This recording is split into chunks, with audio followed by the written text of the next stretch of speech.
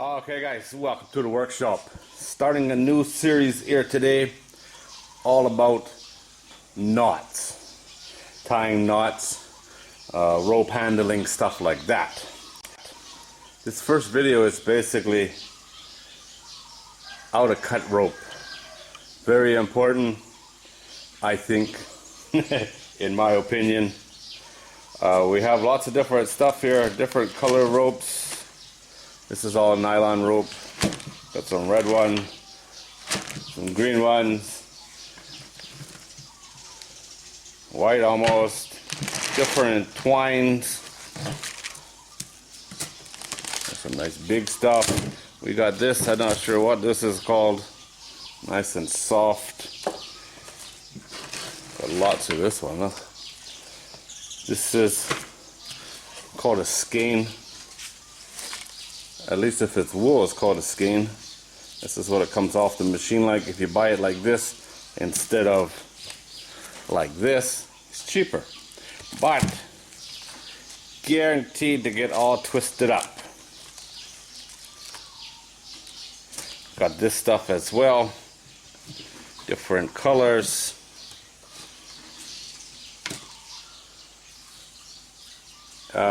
This white and the white color ones, it's a bit soft. Not a big fan of it, but this stuff is quite nice.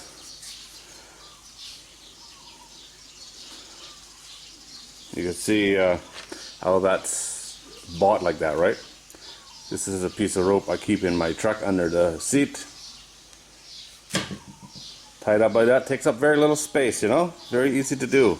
Maybe we'll do a video on that someday. There's a knot that I'm sure I'll show one day, called a bowline, or some people call it bowline. I'm sure I'll get the names on some of these knots wrong, because like everything in the world, everybody has their own name for it. The videos that I plan to do will be a little bit more descriptive. I'll show you multiple times how to tie the knot, explain how I would use it, or how it's normally used.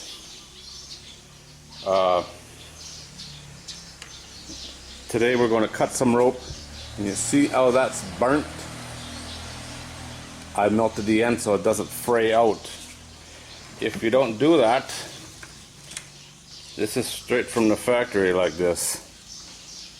Never been used. You see that? It's all frayed. Not good. Some places they tape it. I've seen lots of people do that as well. Tape the end. You know if that's wet, that's coming off, right? It only stays nice like that if you never use it. There's another knot we'll do. I call that one half hitch. I know some people call it a cloven hitch or a clove hitch. We'll get to that at another day. Today I'm going to cut some rope so I won't have to have big long pieces. Something to work with. Now you can get all cool, macho even, when you're cutting rope.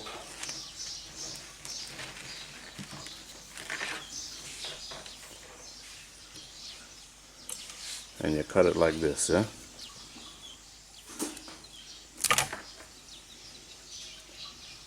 But you see what happens? And this is a very, very sharp knife. You don't get perfect cuts every time, although that's pretty good. I have to confess, that is pretty good. I'm quite happy with that. But there's a spider hanging off the camera.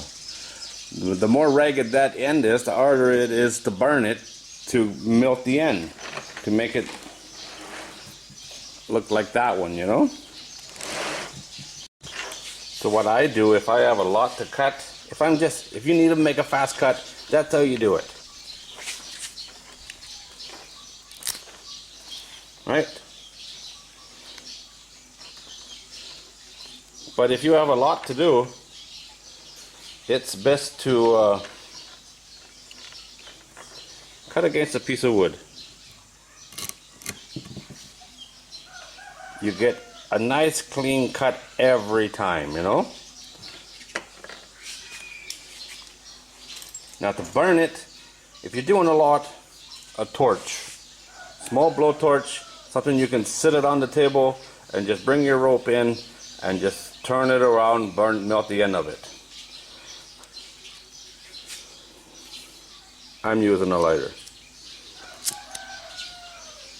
If you work around rope, even a little bit, a lighter and a knife is your best friend. I've had that in my pocket since I was a wee little kid, growing up on a fishing boat.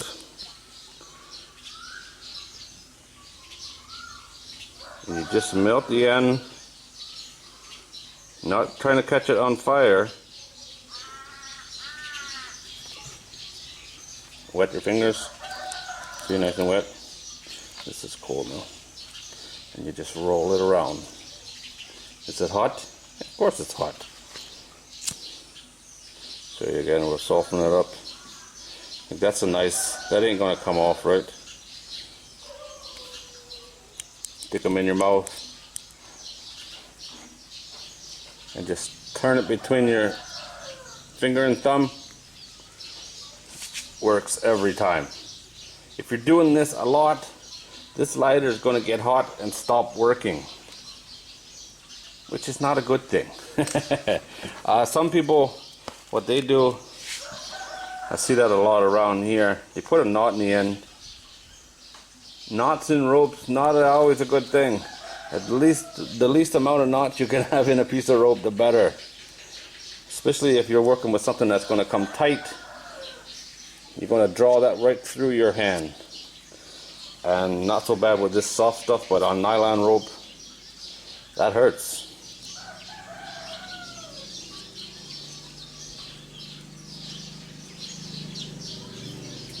See, this is straight out of the factory. Nice melted end, yeah? Sometimes you see if you buy good quality rope, they have like a shrink wrap that goes on over the end of it. That's melted on. Those can be pretty good, but normally it's either burned or taped. Burned is a lot better. Here's our bowline, a nice easy knot that every person that goes on a boat should know how to do.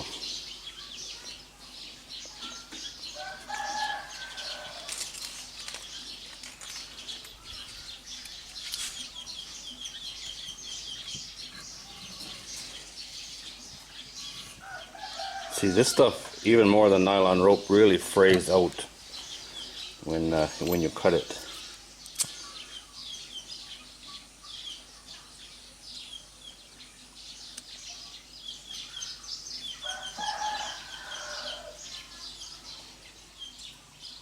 Easy, yeah? Nice and easy. Now what I want to do here today is to get some short pieces, and I'm going to go with the length of the table. Each piece is going to be exactly the same length, and that's the length of the table. And I'll just cut them all and then burn the end.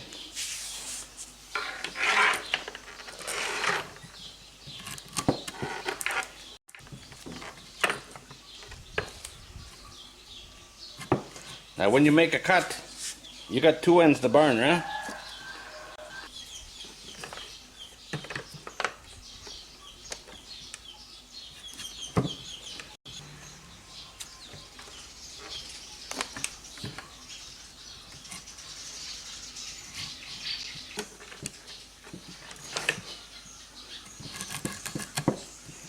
If you're using really big rope, like 1 inch diameter or something, machete or an axe works really good if you're cutting it against a piece of wood. You see this? You see these little frays sticking out here? You can see them along here. This is 2 pieces of rope that was spliced together in the factory with a long splice. They didn't do a very good job of it. It might be hard. This is 4-strand rope, and that, for me, I don't even know how to splice 4-strand rope. I've never done it. It's got 4 strands and a little kicker on the side. See that little one right there? And it's the little kicker, I think, that's causing the problems here. Don't know why it's made like that, but all the rope I can get around here, that's how it's made. I think that's it. Easy enough, right? Now we'll burn them all.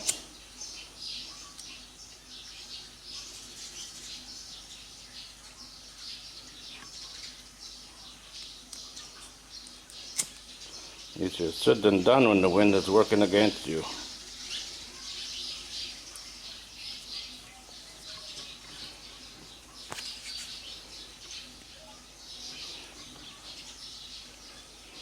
You see, it's done. It's there. It's all stuck, but right there, I don't like that little bit.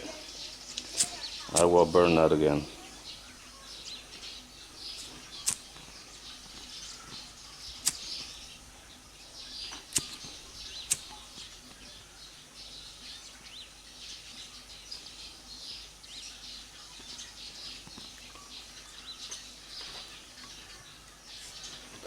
Ah.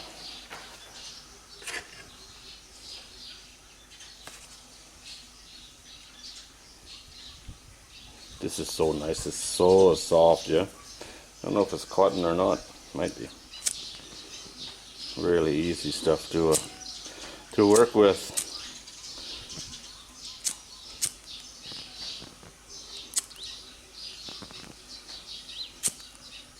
The lighter would cooperate.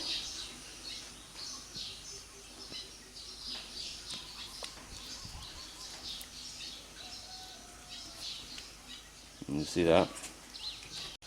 Oh, there it is, guys. I think you get the idea. Rope handling is not that hard. If you're afraid of fire, go ask your mom to help you. I've been doing this since I was probably 5 or 6 years old, and that's no exaggeration. I've carried a lighter in my pocket since I was probably 7 or 8, and a pocket knife.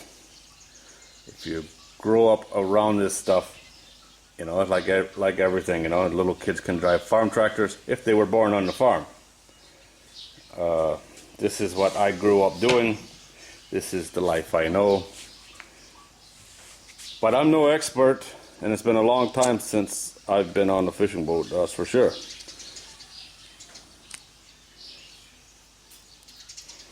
If you have any ideas for some knots I should look into, put it in the comments below. You never know.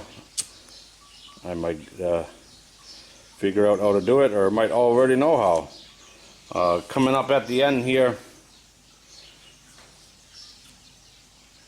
there is a playlist of videos on all the knots that I have done so far, the ones I've done videos on so far. Check them out if you're interested in this kind of thing. Hit the subscribe button. Like I said, if you have a interesting knot you want me to look at, put it in the comments.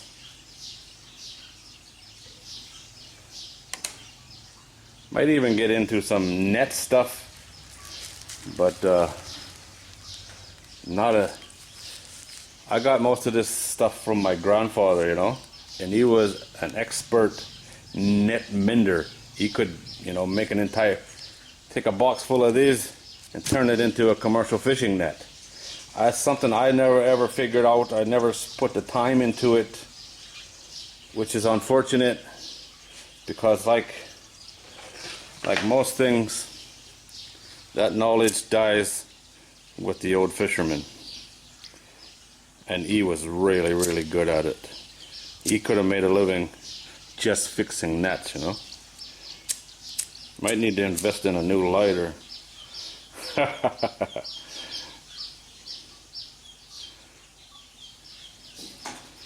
There's just enough wind to make this difficult. If you burn it just right, you don't need to touch it, you know. You see that one? It's perfect. I still got to do this because, you know, that's how I've done it a million times. But it melted just absolutely perfect. Alright guys, there it is. Playlist coming up. Go check it out. If you haven't subscribed already, please do, and we'll see you on the next video.